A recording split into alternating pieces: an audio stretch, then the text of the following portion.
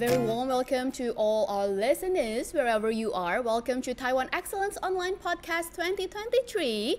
I'm Janita, your host today, and we've got an exciting episode lined up only just for you. And if you're new to our podcast and haven't had the chance to catch our earlier episodes from 2021 and 2022, be sure to check our Taiwan Excellence Indonesia's YouTube channel to explore the episodes that you may have missed. And today's podcast is exceptionally special as we're going to dive deep into a topic that's not only trending here in Indonesia but also globally, which is the latest trends in electric vehicles. But before we dive into our discussions, let us welcome our today's spokespersons. And the very first one, we have a representative from electric vehicle related brand from Taiwan Excellence, hailing all the way from Taiwan, joining us online, Lauren from Noodoe Inc. Hi, Lauren. Hello, it's nice to meet you. I'm Lauren, marketing manager for Noodoe. Our company is based in Taipei with offices in Taiwan, in Australia, and in the United States. I'm incredibly grateful to be part of the podcast today for Taiwan Excellence, and I'm excited to get diving into the topic. Wow, good to see you today, Lauren. And the very second one, we have the most famous automotive influencers from Indonesia, Om Mobi. Hi, Om. Hello, hi everyone. I'm Om Mobi. I'm from MotoMobiTV, an Indonesian online media for automotive. I'm always wearing a mask like this because I don't want people to know me inside. Mm-hmm. So I'm also called influencer or key opinion leader for automotive. And I'm really excited for today's podcast. Later we will share and discuss various topics related to electric vehicles because I use like 3 electric vehicles now. Wow. I hope today's discussion will conclude with great outcome. Great, thank you so much, Om Mobi. So thank you once again for all the very warm welcomes from Lauren and Om Mobi. And before we start, I would like to share a little bit on what Taiwan Excellence is. So maybe some of you are just joining us today, or maybe Om Mobi and Lauren have not know yet what Taiwan Excellence is. So Taiwan Excellence is an initiative launched by the government of Taiwan to promote and showcase products and technologies that are made in Taiwan that meet the high standards of innovation, quality, and design. And the program was established in 1992, quite some time ago, by the Bureau of Foreign Trade, or BOFT, and now called as Taiwan International Trade Administration, or TITA, under the Ministry of Economic Affairs of Taiwan. And its primary goal is to enhance the international competitiveness of Taiwanese industries and help Taiwanese companies to expand their presence globally. And Taiwan Excellence is an annual award. So, ladies and gentlemen, how do we get the award? So, many applicants from Taiwan and all the eligible candidates have to undergo very strict selections process conducted by a panel of experts that assesses 4 major aspects, which is R&D, design, quality, and marketing. And usually only 30% of the candidates will be qualified. So the products selected for the Taiwan Excellence Awards will serve as examples of the domestic industries and will be promoted by the government in the international market, aiming to shape a creative image for the Taiwan businesses. And now we are so honored to have all the wonderful guests, Om Mobi and Lauren here. So Lauren, maybe you can share about your company, just a quick introduction about Noodoe, and explain to us like when or how do you get the Taiwan Excellence Award? So Noodoe is a company that produces predominantly EV charging software. So this is going to sound a little bit complicated, and I know that as we go along, we'll make this very, very clear. Basically, if you want to offer EV charging to a public audience instead of just, by yourself in your house, maybe you own a hotel, maybe you want to run your own network, maybe you own an apartment building and you want to have EV charging. To be able to not only offer the power to EVs that need it, but also then to get the information back, the analytics, the ability to do billing, the ability to potentially work with your local grid, for your power grid, you need some kind of software in the background to be able to track all of that and process payments the way that we do, say, through online shopping. You have to be able to process a payment. Mm-hmm. So what we do is we develop and produce software that can do that and is very accessible and user-friendly. And we work with EV charging manufacturing companies to infuse our software at a very deep level into the piece of hardware so that it can not only do all of those things, but also pull information from the hardware to keep it up and running, to keep it as reliable as possible. We have a reliability guarantee of over 98%. So those chargers, they're always working, they're up and running, so that we're not worried about driving up to a charger and it's just offline. So we have our company, Noodoe, has actually been awarded the Taiwan Excellence Award twice for our products. One of which is for our software system. And our software system, it's called Noodoe EVOS. And our software system, this operating system, was awarded the Taiwan Excellence Award in 2020 for its user-friendly design, for its ability to work with a wide range of payment gateways, for a whole handful of reasons. So our software was first recognized. And then in 2021, we were again awarded the award for Taiwan Excellence for one of our charging stations because it's very smooth, it's easy to use. The experience for the driver is really excellent. You just drive up to it, you park your car, you take out your phone, you scan a QR code, and everything happens in your phone. You don't have to download an app. It's very light and easy and user-friendly. And the charging station itself is beautiful, and it's very easy to install, and it just works really, really well. Wow, I think it will be very helpful if we have it in Indonesia later on. So, I guess it's no wonder that Noodoe achieved the Taiwan Excellence Award, and maybe from what I listened from some of your explanation, I can understand that Noodoe serves as a one-stop solution for electric vehicle technology. So, as we aware, Om Mobi, the electric vehicle trend is currently very popular in Indonesia. As you mentioned, you already have 3 EV cars. Wow! But can we know more about this EV car? As in, like, how is it in Indonesia? Is it located in all island wide, or only mostly in big cities? Yes, thank you. The electric vehicles trends in Indonesia was beginning to gain momentum, but it was still in its early stages compared to more developed market, of course. However, the Indonesian government and various stakeholders have shown commitment to accelerating the adoption of electric vehicles in Indonesia. So we, as a owner, we are really happy to have one. I think for my opinion, electric vehicles is the best thing happened here in the country for automotive industries. It has everything. I mean, all right, it's environment friendly. Okay. Well, sadly in Indonesia now, especially in Jakarta, is probably the most polluted cities in the world. Once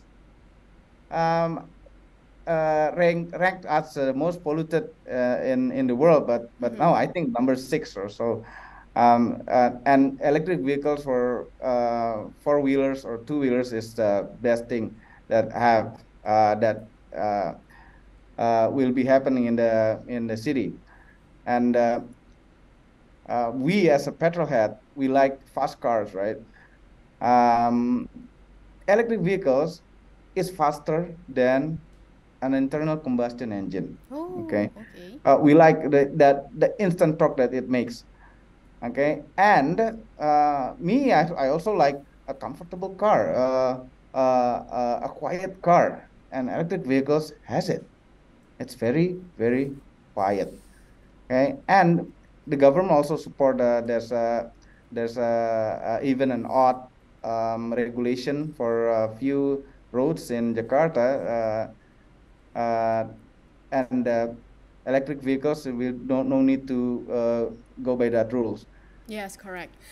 Uh, yeah, and electric vehicles also have a very cheap yearly tax for Mm-hmm. vehicles. Mhm. For instance, like normal vehicles can we need to pay like over 5 million rupiah a year. For electric cars, only 1.1 million a year, and for smaller electric cars, only 388,000 rupiah a year. It's very, very cheap, and also it's cheap to maintain because we don't have many moving components in an electric car. In terms of infrastructure, we'll honestly we don't have enough in Indonesia. Uh, for a daily user for electric cars, we usually charge at home. Mm-hmm. Okay, like if we want to go further, like to another city, we always think twice. So maybe use the internal combustion is safer. Um, that's because the electric vehicle charging station is not we don't have enough. We don't Mm-hmm. have enough. Okay, so yes, and looking at other countries, yeah, I've been to many countries with a lot of electric cars. Well, they have chargers everywhere. Mhm. So I'm also looking for newest technology for automotive industry. I think Taiwan already implemented electric transportation in various sectors, right? Such as Yeah. electric bikes, scooters. Uh, Moreover, many traditional automotive manufacturers in Taiwan have also started developing EV. Yeah. Mm-hmm. Oh, Lauren, how about Taiwan? Taiwan is currently implementing smart transportation. Is it going well now? It is, honestly. So there's a lot of smart transportation that's happening here. There's, at the moment, we have lots of support for two-wheel electrification. There are a couple of companies that are quite large here that are pushing a lot of that. There's a lot of scooters here, and many of them they're loud, I mean, if they haven't been checked recently, they're dirty, and the electric scooters, they're quiet, they're clean, they reduce that kind of intense city feeling when you have them. We're also seeing an influx in electric cars as we have expanded support for those, more and more charging stations around the city, in Taipei here, and then around the country. Noodoe actually runs a charging network here in Taiwan that has been very successful, and that is helping to expand the infrastructure for cars. These are for private personal vehicles. Then beyond that, we're starting to see more and more electric buses, particularly here in Taipei, as part of our city-based transportation. In fact, there are several that run routes close to my house every day. And I have two small children, and my daughter's always really excited to be able to point out and say, "Oh, it's an electric one." And you get on it and you can feel the difference. You can feel the difference in the speed. The bus isn't noisy and bumpy. They can have a completely different setup as far as the floor of the bus goes, because you don't have to have that big space carved out for the engine the same way. They're really wonderful in the city. And again, they cut down on that intense city noise. It's super comfortable and just really nice to have. I see. But Lauren and Om Mobi, I haven't had any EV cars, so maybe you can share some insights like how long normally you charge an EV car, like small ones, big ones, or for the bus, like, and then like if we have that many EV cars and if we have the charging stations, like how long we gonna wait for one car and another? Maybe one of you can start first, Om Mobi. How long you normally charge at home? How long at home? Well, my charger at home is 7,000 watts. The one in my office is 11,000 watts, and it is actually enough for me because in my office I just leave it there for a few hours and it's full, and in my house I just leave it for the night and it's full in the morning. It's very easy to. It's very easy. I think it's a different lifestyle than having an internal combustion because you have to charge. But however, electric vehicles nowadays is actually having a very long distance, very long range. Mm-hmm. Like the one Ioniq 5 and EV6 has in fact, over 500 kilometers in range. The smaller Wuling Air EV has a 300 kilometers of range, and even the standard range can also reach 200 kilometers. I think it's well enough. Um, if we're traveling inside the city in Jakarta, I think we don't travel over 100 kilometers a day unless you're a taxi driver, right? So it's a it's a very convenient way to have personal transportation in modern days. Mm-hmm.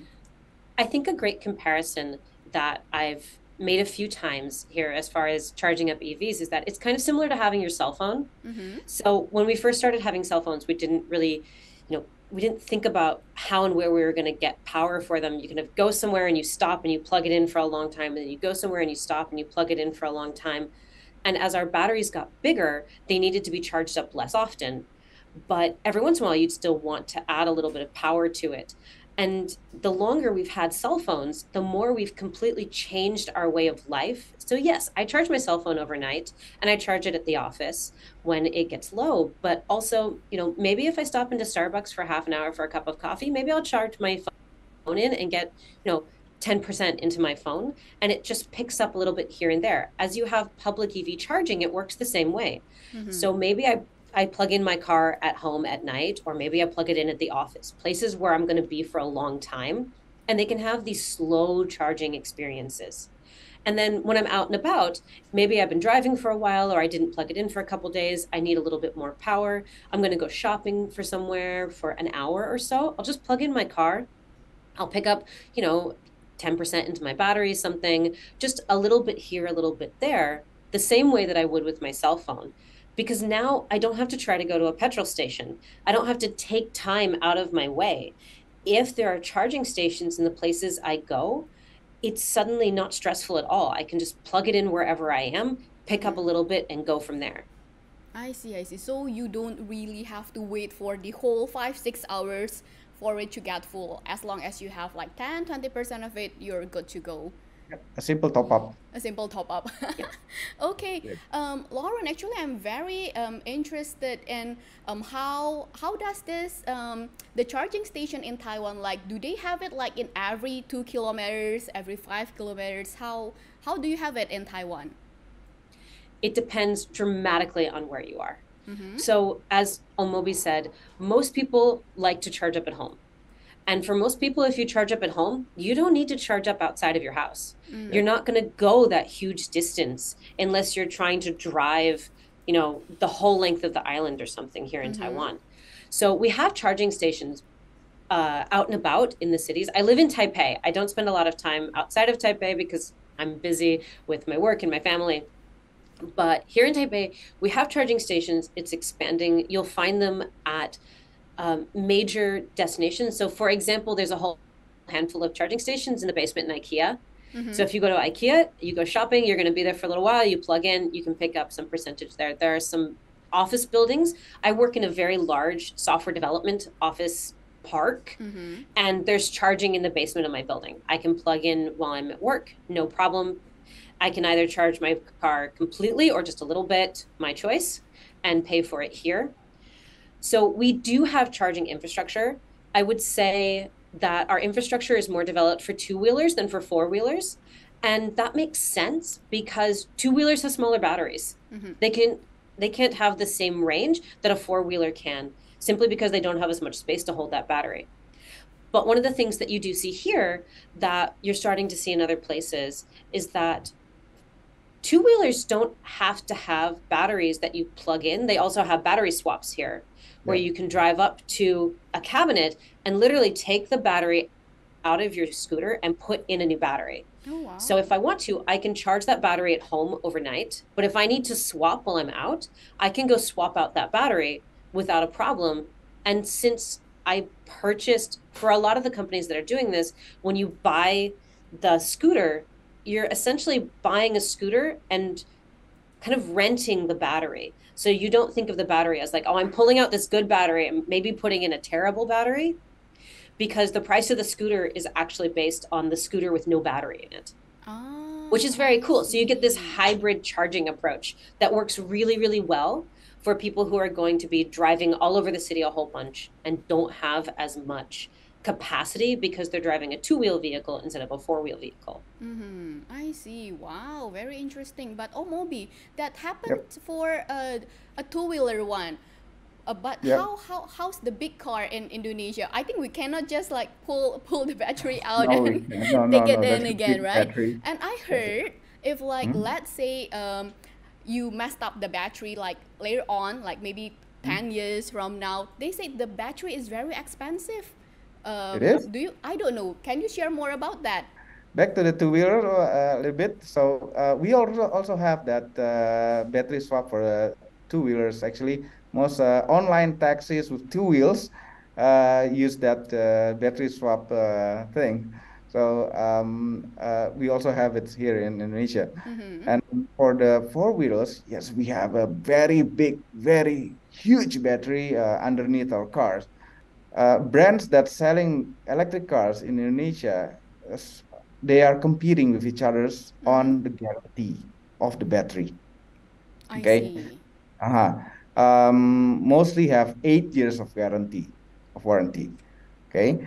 One of it has 10 years of warranty. They're all competing. Well, if brands competing, customers get happy because we get more. Yeah. So yes, it has depreciation, but the brands also warranty it, have guarantee on it. So I don't think this is a big problem. I don't think it's a big problem. It will, like our cell phones also, our smartphones have lithium-ion batteries. Also, electric cars have lithium-ion batteries. It will have depreciation on its capacity, but it's under warranty. There's no worries on that. But well, after 8 years, no warranty. That's the problem. How do we manage the future problems, Om Mobi? I think in 8 years, battery will not be as expensive as today. Okay, battery technology is since electric cars booming in the world, battery technology has it's grown faster and faster. So I think it would be not as expensive as today. I see. Looking forward for the future. Yeah. So, Om Mobi, thank you so much for your sharing. And as we have heard that Noodoe provides EV charging solution as well. Maybe Lauren, can you elaborate more on that, on how the Noodoe EV charging solution works? How we can implement it in Indonesia, maybe? So like I said, the really kind of powerhouse behind the EV charging solution here is its software. So let me take you through just a really quick breakdown on how it works, because I don't think a lot of people understand really kind of how the EV charger works. So for Om Mobi was saying, as far as plugging in his vehicle, there are different power. So he said that at home, he has a 7,000 watt charger, at work an 11,000 watt charger, or a 7 or 11 kilowatt charger. And those chargers are going to charge at slightly different speeds. And so they're going to produce power and then push that into his vehicle. And it'll depend on what that kilowattage is, whether it's an AC or a DC charger, and what the vehicle itself can do. So different vehicles can accept power at different amounts. Different vehicles are going to be able to take AC or DC power at different speeds, and different chargers can produce power at different speeds. So that's the hardware itself. That's the actual like thing that you stick in the ground or put on the wall that has that plug on it. Now, that's all defined by the piece of hardware. And that's important. The hardware is really important, because without that, you don't have anything. You can't produce power out of software. But once you plug in, your experience from that point on forward is going to be really different depending on what's happening inside that charger's operating system. So for example, from Noodoe, if you want to charge up at a charging station, you take your phone, you open your camera, and there's a QR code on the charger. You just scan the QR code. And from there, it'll bring you to a web app. You don't have to download anything. You don't have to have any kind of membership plans or anything. It's very light and easy. It takes you to a web app. It explains to you how much this charging station costs. You say, okay, excellent. I'm happy. I plug in, start charging, and it will start running your charging session. Mm-hmm. For the driver's perspective, I can then walk away and I'll actually get a text message when my charging is all full up. So if I'm inside IKEA shopping, and then at the end of my charging session, my car is full, it'll send me a text message saying, your car is full. Congrats, it's done. And so I don't even have to have a login to this app because it's going to send me a text message to my phone. It's going to be really easy. If I want to download an app, I can do that, and that will save all my data for me. So on the back end, it'll say, oh, I recognize you. This is your login. Here are all the times you've gone charging, and here's what you've paid for charging. Here are the different charging stations you've gone to. It has a map to find the charging stations available to you. It's really easy. Mm-hmm. But you don't have to have the app, which is one of the really nice things. People don't like being forced to download an app. You want to do it because it has some value to it, not because, well, I can't charge my car if I don't have the app. And since I use 3 different networks, I have to have 3 different apps on my phone, and it's annoying. So that's the user experience. It's very easy. You just scan it, you pay for the charging, you tell it, I'm going to use this payment processing, I want to use this credit card or that credit card, and you charge. Mm-hmm. And it takes care of everything else. If you're the station manager, and this is for people who are going to own more than one charging station and offer paid charging options, so businesses of some kind. So if you're the charging station owner, you want to be able to see who's using my charger, how often is my charger being used, what time of day is my charger being used, how much power have I actually charged over this year or this month or this week. I want all of that data because number one, it helps me know how to maybe shift or set my pricing. If I know that there's a super rush time, maybe I want to set my pricing a little bit higher during the rush time.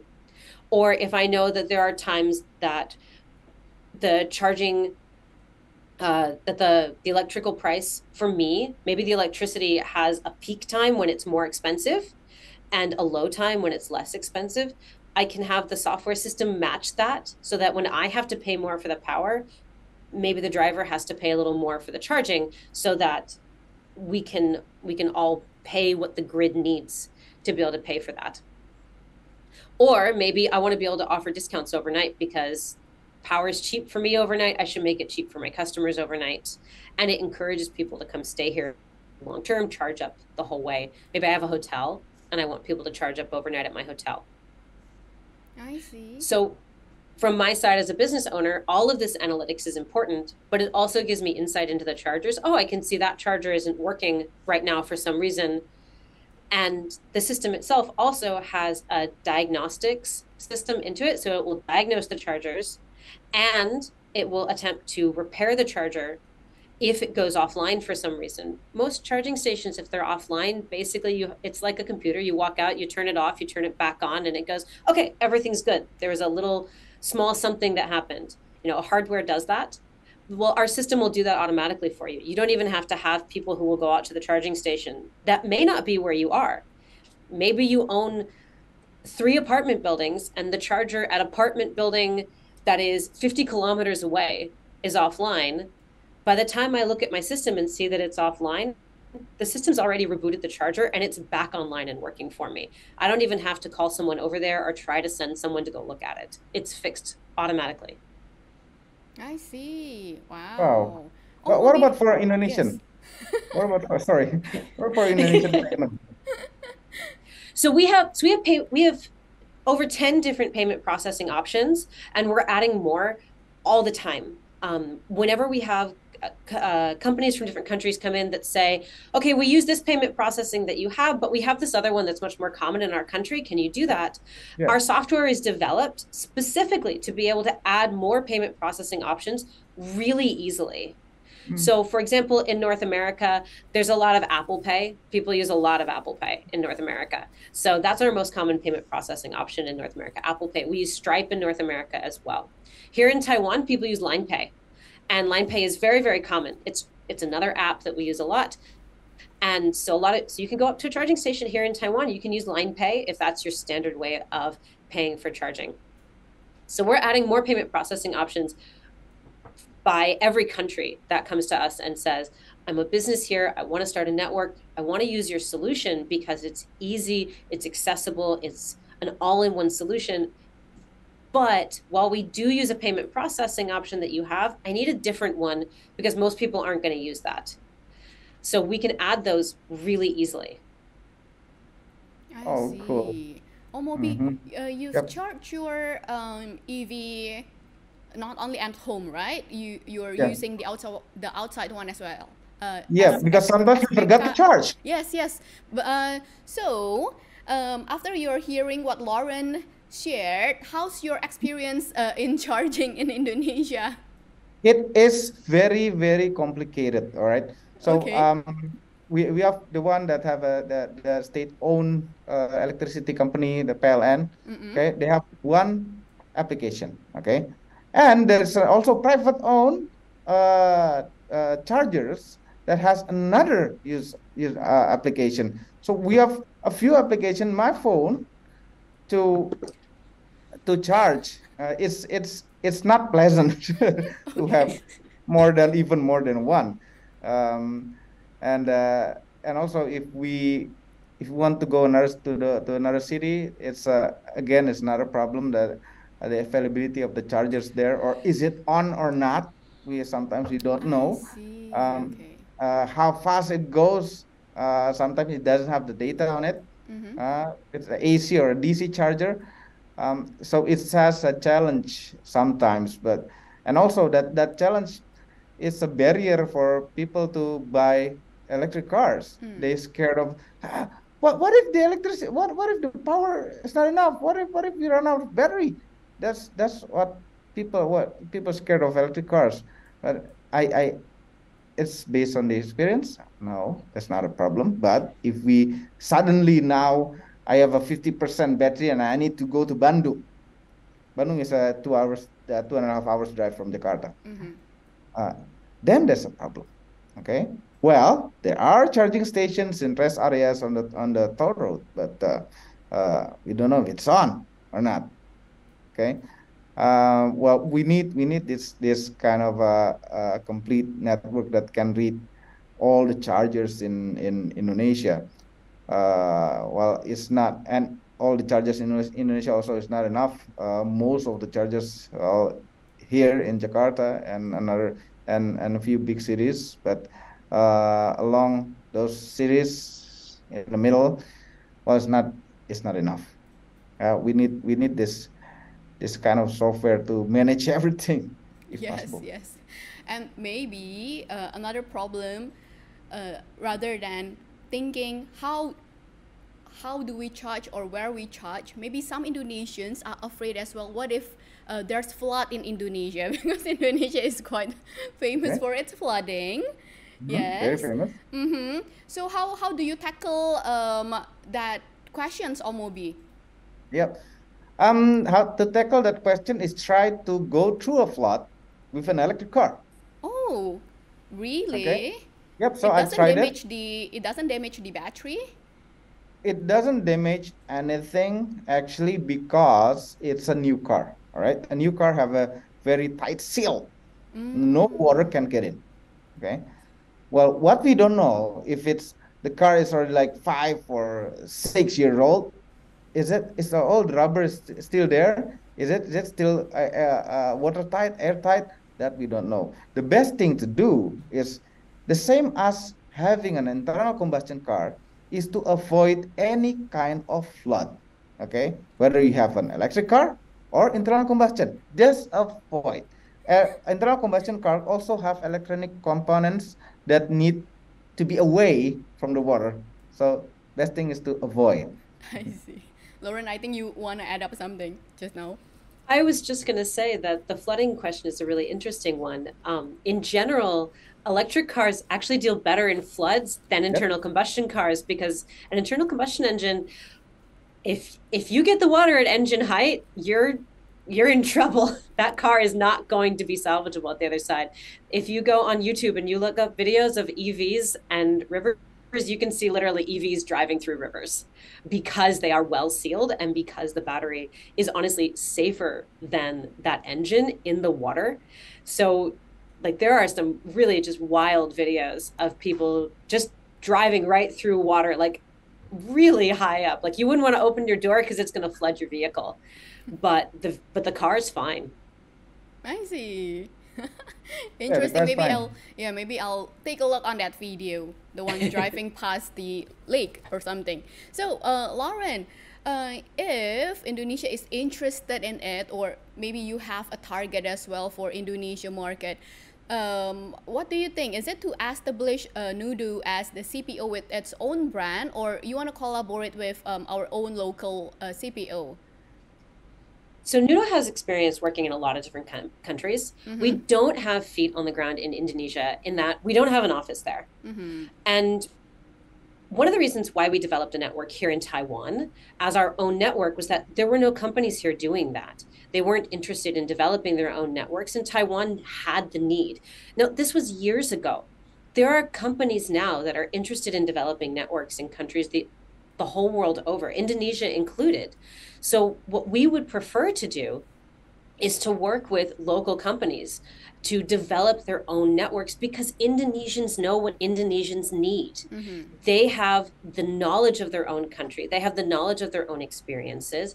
They have the knowledge of their own people, and they know how to develop in their own space. What they don't necessarily have is the hardware, the software, the network development know-how, but they know what their market needs. So we've done this in multiple other countries, where we'll go find a company, or a company will find us that's interested in developing a network. They need someone who understands EV charging. They need someone who knows hardware, who knows software, who knows network development, and who has all of this experience and information from having done this in different places around the world, so that when someone says, well, I'm thinking about doing it this way, we can say, that's an option. Just so you know, we've done this a few times with other companies. That doesn't tend to work very well. And here are the reasons why that doesn't work very well. So Noodoe will move in with its all-in-one solution, find a local partner that's got the same level of vision and drive and interest and desire to electrify space, because in the end, that's what we're interested in. We're interested in that green development. We're interested in making cities cleaner, quieter, to make driving EVs more accessible, so that we can make that switch to electrified transportation, because it's going to improve so many things in the long run. We find a company, we develop a relationship, and we develop that new charging network together, but the charging network belongs to that company. We're just supporting. We're there to make sure that they can do what they need to do. I see. So, Om Mobi, it's very, I think what Noodoe wants to share here is to help us, Indonesia, but sometimes Indonesia has its own rules and regulations. Yeah. Yep. We have. Yes. So, maybe anything that you want to share as well, so Lauren has more insights on our regulations as well. Yeah. So regulations, well, since this electric car thing, it's very new in Indonesia, the regulator also have no experience at all. No one in Indonesia have experience at all on electric vehicles. But the government, I'm really happy that the government really support electric vehicles in Indonesia, starting with that regulation on the road, with even an odd, and with a very cheap yearly tax for the car, and also have a really another cheap tax for if it's built locally in Indonesia. For the hardware as well. For the hardware, the car, for the car. For the car, if it's built in Indonesia and is have a domestic component, local component meet a certain level, it will be cheaper for us to buy. Actually, now we only have two option that having that regulation, but it's okay. It's okay. We're pointing on a very good direction. And it's I think Indonesia have a good future for electric cars, but still we need also one regulation for a charger. Okay, the charger is not they're not communicating to each others. Okay, as I told you before that it's we need a lot of application for each charger company. So that's my opinion. Yes, so hopefully Noodoe can work out with our local governments, our local networks as well, so we can fix on that problem, which is the charging, which is the EV charging hardware network communication. So everything will go very smooth later in the future. Thank you so much, Om Mobi and Lauren, for sharing your thoughts here. And ladies and gentlemen, we're gonna end this conversation very soon. So maybe any last word from Lauren and Om Mobi for all the audiences here from Taiwan Excellence? For you people that are still having an internal combustion cars or motorcycles, just try an electric cars or electric motorcycles. You will feel the difference. It will change your lifestyle. Yeah, you will be more happier. That's it. Oh, okay. Thank you, Om Mobi. Lauren? I think from my perspective, one of the things that I'm really excited about seeing in Indonesia is just exactly what you're talking about, MOB. It's that desire for development. It's a government that's interested in trying to bring about change, and a government that is aware that they're not going to be able to just copy and paste somebody else's answer. So they're looking for answers that are going to fit the Indonesian market. And from my experience working with companies around the world and working with governments around the world, that's always the best way. Trying to copy over somebody else's answer, it never works because it's not going to match what your people need, what your space needs. So I think Indonesia has a really bright future in EVs, and I think that they're taking steps in the right direction to really develop that space so that people can transition easily and people can transition well. So I think it's really exciting. Yes, thank you so much, Lauren. We really hope for a better future for the EV industry in Indonesia, as I think Om Mobi have the same excitement as well, yeah? Yeah, of course. Okay, that's a wrap, ladies and gentlemen. Once again, thank you so much for joining this online podcast with Taiwan Excellence. And once again, thank you so much, Om Mobi and Lauren. And to all our audiences, thank you so much once again for watching. And don't forget to follow us on Instagram at Taiwan Excellence _ID, our Facebook, TaiwanExcellence.id, and don't forget to subscribe our YouTube on Taiwan Excellence Indonesia to have more information about Taiwan Excellence products. So see you at the next online podcast and have a good day, everyone. Bye-bye. Bye.